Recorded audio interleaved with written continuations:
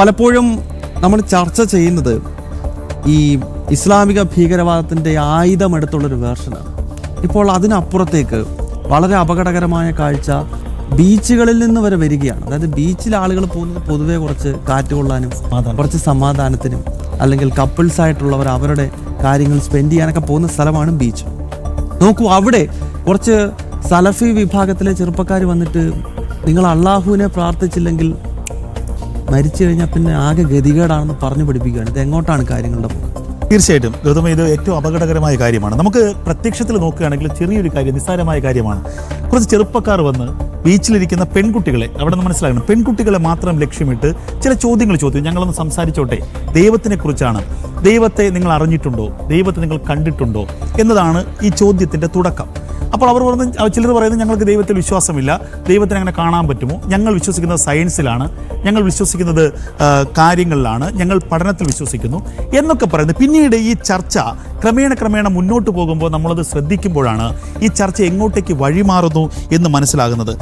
Unmasking atheism സലഫി എന്നാണ് ഈ ഒരു കൂട്ടായ്മയുടെ പേര്. ഇവർക്കൊരു ഫേസ്ബുക്ക് പേജും യൂട്യൂബ് പേജും ഒക്കെ ഉണ്ട്. ഒരു വീഡിയോ കോഴിക്കോട് ബീച്ചിൽ ഇവർ നടത്തിയ ചില സംവാദങ്ങളുടെ ഒരു വീഡിയോ 556K 5.5 ലക്ഷത്തിലധികം പേർ ഇതിനകം കണ്ടു എന്നുള്ളതാണ് എത്രമാത്രം അത് വൈറലാണ് എന്നുള്ളതിൻ്റെ ഏറ്റവും വലിയ വിഷയം. ഇവരുടെ പ്രധാനപ്പെട്ട ഇവർ പറയുന്നത്, അപ്പോൾ ഈ കുട്ടികൾ തന്നെ പറയുന്നുണ്ട്, ഞാൻ പഠിച്ചത് കൊണ്ട് എനിക്ക് 8A+ഉം എനിക്ക് 2A കിട്ടി. അപ്പോൾ അവർ പഠിച്ചത് കൊണ്ട് മാത്രം നിങ്ങൾക്ക് കിട്ടിയോ? അപ്പോൾ ആ കുട്ടി പറയുന്നു, ഇല്ല, ഞാൻ ഒരു അപ്പോൾ സ്വാഭാവികമായിട്ട് അത് ഹിന്ദു വിശ്വാസിയായിരിക്കും കുട്ടി. ഗുളികൻ കൂടി കനിഞ്ഞത് കൊണ്ടാണ് എനിക്ക് ഈ ഉന്നത വിജയം കിട്ടിയതെന്ന് അമ്മ പറഞ്ഞു. ഞാനും അത് വിശ്വസിക്കുന്നു. ഞാൻ ഗുളികനിൽ വിശ്വസിക്കുന്നു, ഞാൻ ദൈവത്തിൽ വിശ്വസിക്കുന്നു. പിന്നെ അവിടെ ഈ പറയുന്ന ചില കാലങ്ങളിൽ വരുന്ന തെയ്യക്കോലത്തെക്കുറിച്ച് പറയുന്നുണ്ട്. അത് കാണാൻ ഭീകരമാണെങ്കിലും അതിന് നല്ല ശക്തിയുണ്ട് ഈ കുട്ടി പറയുന്നു. അപ്പോൾ ഗുളികനാണോ അതോ നിങ്ങൾ പഠിച്ചിട്ടാണോ എന്ന് പറഞ്ഞിട്ട് ഇവർ ആ കുട്ടിയുടെ വിശ്വാസത്തെ തിരിച്ച് പ്രതിരോധിക്കുന്നുണ്ട്. ഈ ചർച്ച മുന്നോട്ട് പോയി കുറെ കഴിയുമ്പോൾ ഈ കുട്ടി തന്നെ പറയുന്നുണ്ട്, അങ്ങനെ അന്ധമായി ദൈവമുണ്ടെങ്കിൽ പ്രളയം വന്ന് മണ്ണിടിച്ചിൽ വന്നൊക്കെ ആളുകൾ മരിച്ചിട്ടുണ്ടല്ലോ. അപ്പോൾ പറയുന്നത് ഇതൊന്നുമല്ല ദൈവം. അവിടെയാണ് ഈ പറയുന്ന എന്താണോ ഇഞ്ചക്ട് ചെയ്യാൻ വന്നത് അത് ആ കാര്യം പുറത്തു വരുന്നത്. ദൈവം ഇതൊന്നുമല്ല, ദൈവം പ്രപഞ്ചത്തിന് പുറത്താണ്. ദൈവമാണ് ഈ പ്രപഞ്ചം തന്നെ സൃഷ്ടിച്ചത്. ആ ദൈവം ഒന്നേ ഉള്ളൂ. അപ്പോൾ എവിടേക്കാണ് പോകുന്നതെന്ന് മനസ്സിലാക്കണം. ആ ദൈവം പറയുന്നത്, നീ എനിക്ക് വേണ്ടി ജീവിച്ചാൽ മരണശേഷമാണ് നീ എൻ്റെ അടുത്ത് എത്തുന്നത്. ആരുടെ സിദ്ധാന്തം നമ്മൾ മനസ്സിലാക്കണം? മരണശേഷമാണ് നിന്റെ ജീവിതം, മരണശേഷമാണ് നീ എൻ്റെ അടുത്ത് എത്തുന്നത്. നിന്നെ സൃഷ്ടിച്ചത് ഞാനാണ്. ഞാൻ നിന്നോട് ആവശ്യപ്പെടുന്നു, നിന്റെ ജീവിതം എനിക്ക് വേണ്ടി നീ മാറ്റിവെക്കണം. നിന്റെ യഥാർത്ഥ ജീവിതം ആരംഭിക്കുന്നത് മരണശേഷമാണ്. അല്ലാതെ നിങ്ങൾ പറയുന്നത് പോലെ നിങ്ങൾ ദൈവമെന്ന് ആ കുട്ടികളോട് ചോദിക്കുകയാണ്, നിങ്ങൾ ദൈവമെന്ന് ചിന്തിക്കുമ്പോൾ നിങ്ങൾ പൂമ്പാറ്റയിലോ ബാലരമയിലോ കണ്ട രൂപമല്ല ദൈവം. നിങ്ങൾ ദൈവമെന്ന് ചിന്തിക്കുമ്പോൾ ഒരു സന്യാസി അങ്ങനെ ഇരുന്നു കൊണ്ട് ധ്യാനിക്കുന്നു, ധ്യാനം കഴിയുമ്പോൾ ഇങ്ങനെ ഒരു ദൈവം പ്രത്യക്ഷപ്പെടുന്നു, ഇതായിരിക്കാം നിങ്ങളുടെ മനസ്സിൽ വരുന്നത്. ഇതല്ല ദൈവം. ദൈവം ഇസ്ലാമിക മതപ്രകാരമാണെങ്കിൽ ദൈവം വഴിപാട് ദൈവങ്ങളല്ല, ദൈവം മറ്റൊരു എൻറ്റിറ്റിയാണ്. ദൈവം ലോകത്തിൽ ഒന്നേ ഉള്ളൂ. ലോകത്തെ സൃഷ്ടിച്ചവനാണ് ദൈവം, പ്രപഞ്ചത്തെ സൃഷ്ടിച്ചവനാണ് ദൈവം. ആ ദൈവത്തിൻ്റെ ക്രമം വരുന്നത് അല്ലെങ്കിൽ ആ ദൈവത്തിൻ്റെ യഥാർത്ഥ അനുഭവവേദ്യം നിങ്ങളാകുന്നത് നിങ്ങൾ മരണാനന്തരമാണ്. മതവിശ്വാസികൾക്ക് ഇത് ജീവിതമല്ല. മതവിശ്വാസികളുടെ യഥാർത്ഥ ജീവിതം തുടങ്ങുന്നത് മരണാനന്തരമാണ്. ഗൗതം, ഞാൻ മനസ്സിലാക്കുന്നത് ഇത് പറഞ്ഞു വെക്കുന്നത് എന്തിനെക്കുറിച്ചാണ്? അവിടെയാണ് ഇതിൻ്റെ അപകടമെന്ന് പറയുന്നത്. നിങ്ങൾ ദൈവമുണ്ടോ വിശ്വസിക്കൂ, നിങ്ങൾ ഏത് ദൈവത്തിൽ വിശ്വസിച്ചാലും വിശ്വസിച്ചില്ലെങ്കിലും പ്രശ്നമില്ല എന്ന് പറഞ്ഞു പോകുന്നിടത്ത് പ്രശ്നമല്ല. അല്ല, ഞാനൊരു വിശ്വാസമാണ്, പക്ഷേ എനിക്ക് ഇതിനോട് പരമപുച്ഛമാണ്. ഇത് നിങ്ങൾ ദൈവത്തിലേക്ക് വരും, നിങ്ങൾ ദൈവത്തിലേക്ക് വരും. എന്തിനാണിത്? വേണ്ടവൻ വിശ്വസിച്ചാൽ പോരെ. തീർച്ചയായിട്ടും ഞാൻ പറയുന്നത് നേരത്തെ ഗൗതം തുടങ്ങിയ ഇൻട്രോയിൽ തന്നെ ഉണ്ട്.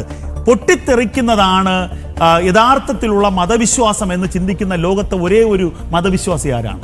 നിങ്ങളുടെ ഏറ്റവും വലിയ വിശ്വാസം നിങ്ങൾ കാണിക്കേണ്ടത് നിങ്ങൾ ജിഹാദായിട്ട് ആണ് നിങ്ങൾ കാണിക്കേണ്ടത്.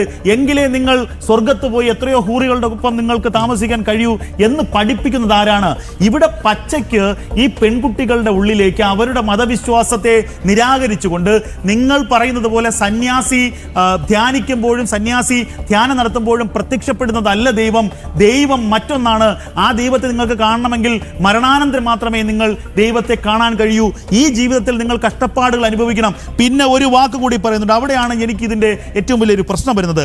ദൈവം നിങ്ങളെ ജീവിതത്തിൽ പരീക്ഷിക്കും. അടുത്ത വരിയാണ്, ചീത്ത ഭരണാധികാരിയെ കൊണ്ട് നിങ്ങളെ പരീക്ഷിക്കും. അപ്പൊ കാര്യങ്ങളുടെ പോക്ക് എവിടെയാണെന്ന് പറയും. പച്ചയ്ക്ക് ഭീകരവാദം പറയുകയാണ്. അപ്പൊ ചീത്ത ഭരണാധികാരിയെ കൊണ്ട് നിങ്ങളെ ദൈവം പരീക്ഷിക്കും. ആ പരീക്ഷണങ്ങളാണ് ഈ ജീവിതം എന്ന് പറയുന്നത്. നിങ്ങൾ അതിനെ മറികടന്നുകൊണ്ട് ആ ദൈവത്തെ വിശ്വസിച്ചാൽ, പ്രപഞ്ചം സൃഷ്ടിച്ച ദൈവത്തെ വിശ്വസിച്ചാൽ നിങ്ങൾ മരണാനന്തരം അദ്ദേഹത്തിൻ്റെ അടുത്തേക്ക് എത്തിച്ചേരും. ഇത് പച്ചയായ മതപരിവർത്തനവും മതഭീകരതയുമാണ് എന്നതിന് ഇനി വേറെ സർട്ടിഫിക്കറ്റിന്റെ കാര്യമൊന്നുമില്ല. എന്താണ് ഇത് പറയുന്നത് എന്നുള്ളത് അതിൻ്റെ ഉള്ളിലേക്ക് ആഴ്ന്നിറങ്ങിയാൽ കൃത്യമായി ബോധ്യപ്പെടും. ഇത് കോഴിക്കോട് മാത്രമല്ല, കേരളത്തിൻ്റെ പല ഭാഗങ്ങളിൽ, പല ഇടങ്ങളിൽ ആളുകൾ, നേരത്തെ ഗൗതം പറഞ്ഞ പോലെ, ആളുകൾ ഒന്നിച്ച് സമാധാനത്തോടെ സന്തോഷത്തോടെ വന്നിരിക്കുന്ന ഇടങ്ങളിൽ പോയി ഇവന്മാർ ഇത് കുത്തിവെക്കുകയാണ്. ഇത് ഒരു കൃത്യമായ ഒരു മദ്രസയിൽ, നമുക്കറിയാമല്ലോ ഈ പറയുന്ന കോഴിക്കോടും മലപ്പുറത്തുമൊക്കെ കൊണ്ടിട്ട് മാസങ്ങൾ പീഡിപ്പിച്ച് പെൺകുട്ടികളെ മതം മാറ്റിയ അതിന് സമാനമായ ഒരു കാര്യമാണ്. വ്യക്തമാണ്. അതായത് സാക്കിർ നായിക്കിനെ പോലെയൊക്കെയുള്ള കൊടും ഭീകരവാദികളും ഇതേ വേഷം അണിഞ്ഞുകൊണ്ടാണ് ആളുകളെ വഴിതെറ്റിച്ചുകൊണ്ടിരുന്നത്. അപ്പോൾ അതിൻ്റെ മറ്റൊരു വേർഷനാണ് കോഴിക്കോട് കടപ്പുറത്ത് കാണുന്ന ഈ സീൻ എന്ന കാര്യത്തിൽ യാതൊരു സംശയവുമില്ല.